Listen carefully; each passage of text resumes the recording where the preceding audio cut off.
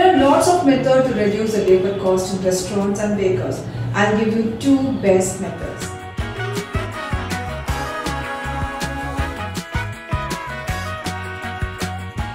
POS system can help to track the sales per hour by hourly sales report and helps to adjust the employee schedules and ensuring the right number of employees during the busy times and saving money too during the slow times.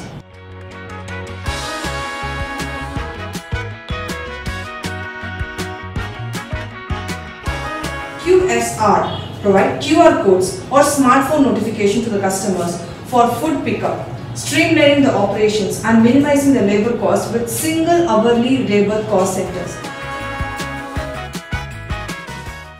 So to know more about this POS system, it is Bigdbiz POS. Contact 9123 515 998 and help to reduce your labor cost. Thank you.